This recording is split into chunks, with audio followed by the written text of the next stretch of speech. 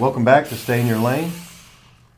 Today we're going to continue with our Deduction-Free in 23 series.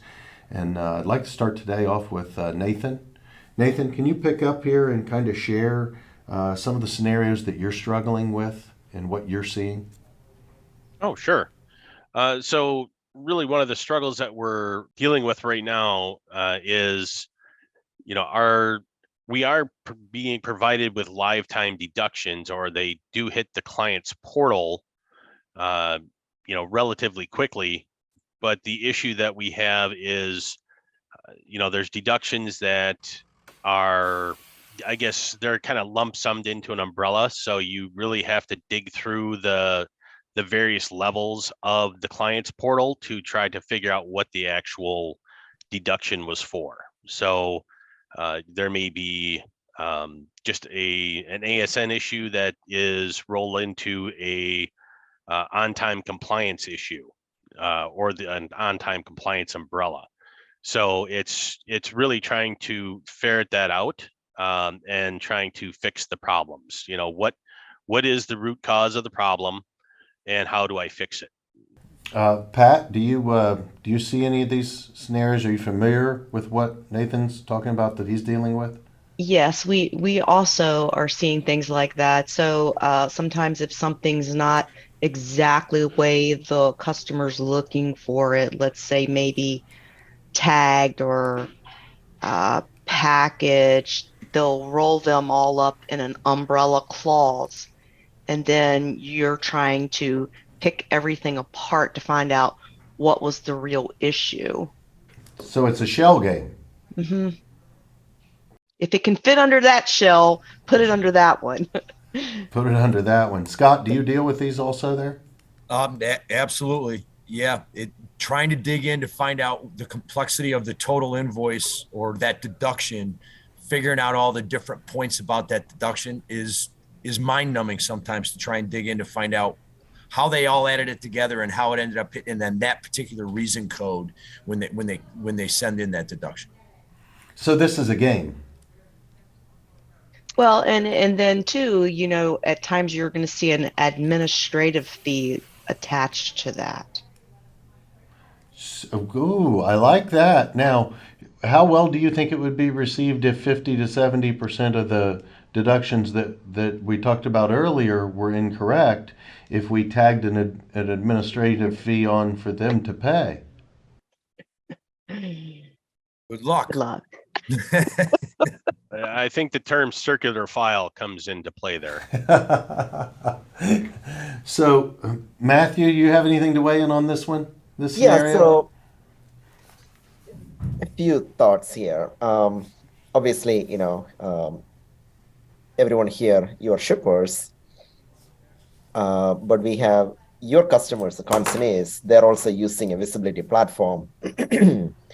And one request that we have seen often, again, in the last, year and a half is these consignees, mostly retailers, they want visibility into the inbound prepaid shipments, which is the shipments that you're managing. So it's an interesting conversation, right? We are in the middle. Both are customers of, our platform, and they want the consignee wants the shipper to share the data through the Forkites platform. And the first question that the shipper will ask the consignee is, how are you going to use my data? Are you going to find me, right? Are you going to use this data to, impose more fines or penalties or whatever it is?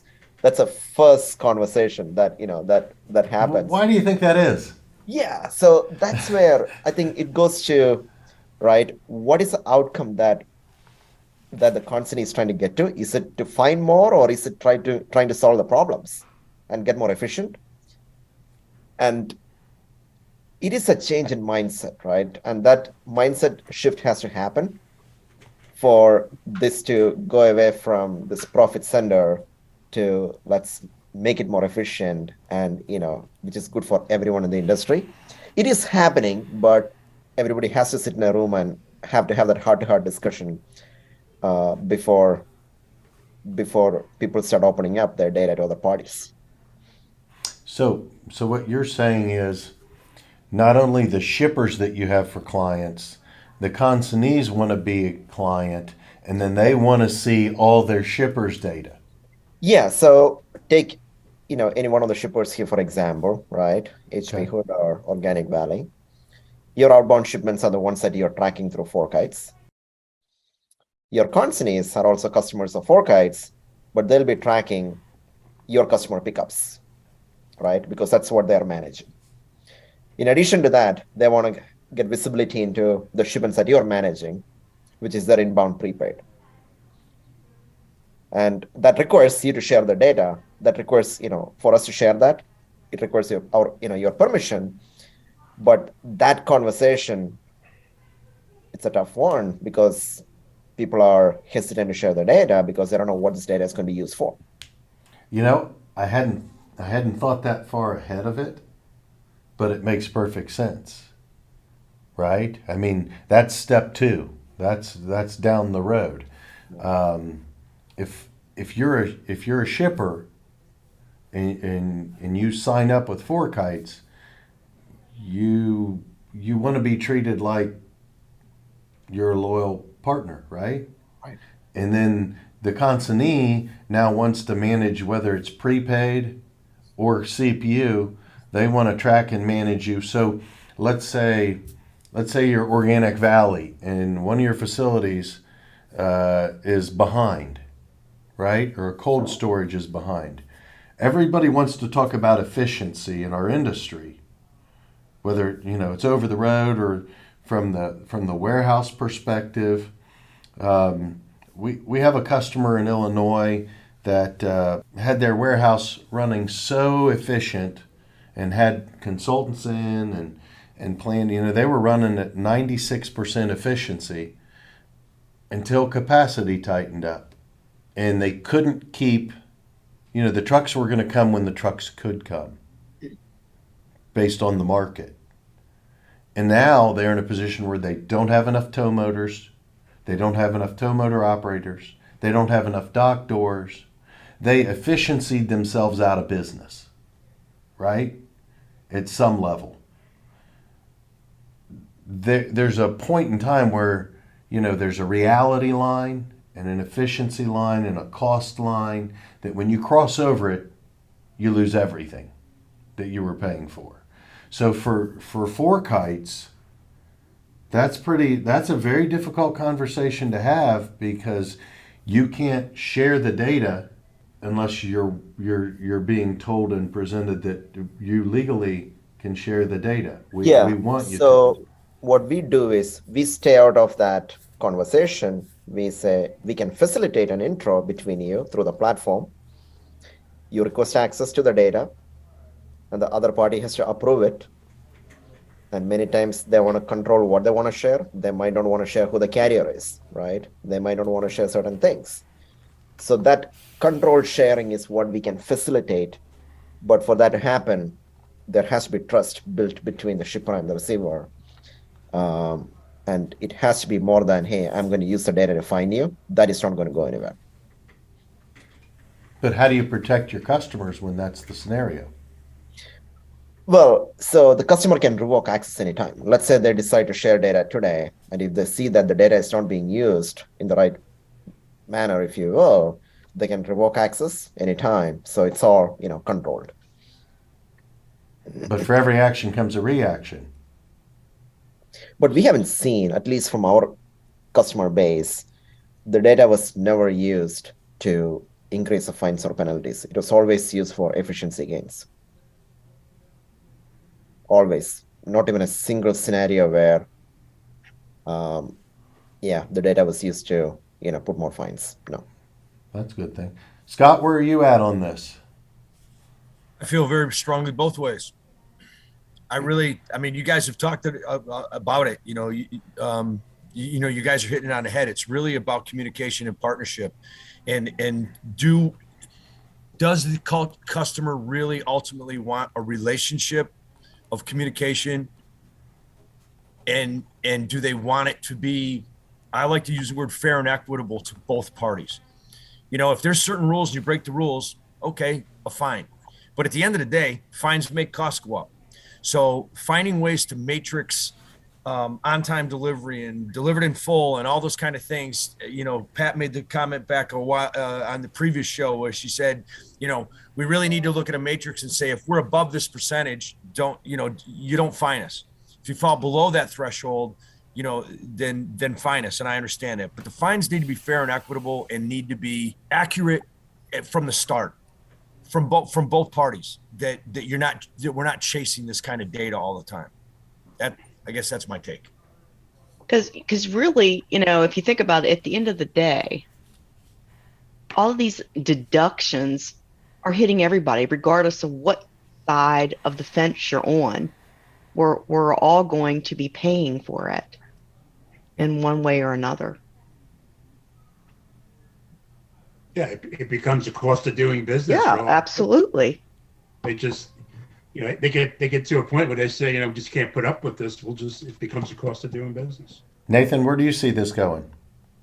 To be quite honest, as a shipper, my job is to vet the carriers and to partner with good carriers to make sure the deliveries are made on time. I don't have a problem taking the responsibility. If I am truly, late, or there's a serious issue along the way and I get the penalty, I own up to it. I'll pay it. I don't have a problem with it. It's the getting the false information or the automated information where, and it's not just my department. Scott mentioned, I think, 3 departments on their end that they have people looking at. And, so it goes to our finance department from their finance department. They consolidate everything. They send it to us. We dig into it, do the research, send it back to our finance department, who then in turn sends it back to their finance department to work on the deductions. Whereas if it was correct in the first place, there's just an immense amount of soft costs that wouldn't need to happen across the industry, whether it's the shipper, the carrier, or the consignee themselves. Like I said, I'm all for being, held responsible, but paying for things that we really shouldn't be just due to a simple computer error or someone not following up on a date change is really frustrating. So, I will say that, with the tools that we have between, Blue Jay and Four Kites and even just calls from the carriers, it's really helped. We have a lot better tool set than we used to. Very good. Now, if I'm listening and I'm understanding, years ago when this wasn't the normal practice from shipper to receiver, the fining game and the percentage game and the deduction game, when this wasn't, we were focused on billing accuracy because there's zero profit in a misbilled shipment. It's a time waster for us. It's a time waster for our customers. It's a time waster for everybody involved. At the end of the day, there's no profit in it. You're going to get paid what you're going to get paid, what you agreed to get paid. If you refute it, etc., if once it's settled, there's no additional profit in it for any of us. But when we're talking about the numbers that we're seeing nowadays, if you don't find time or make time to go back and chase this and refute the ones that that you can, we're talking about a big number with the number of shipments that, for say, Hood and Organic Valley ship, or Nestle, Joe, that you used to work for. This is a huge number. What type of number are you guys seeing prospectively in an annual or a quarterly basis? I mean, I can understand if you're somebody who's shipping a very expensive product in truckloads or in large quantities, baby formula. Look what's happened to that the past year or two on cost, especially since COVID and all the other issues. When you've got a trailer load of that going in somewhere and it's 3 to 5%, that's a huge number. Well, the number, you have the number itself, and then you have the time and the workforce that you have behind it. It's probably just as high. Maybe it's higher in some scenarios. first, I'd like to thank everybody for sharing their knowledge and understanding and procedures and with all of us on proactive thoughts on how to maybe get ahead of this from each of your perspectives. And we'll continue it next week. Thank you. Thank you.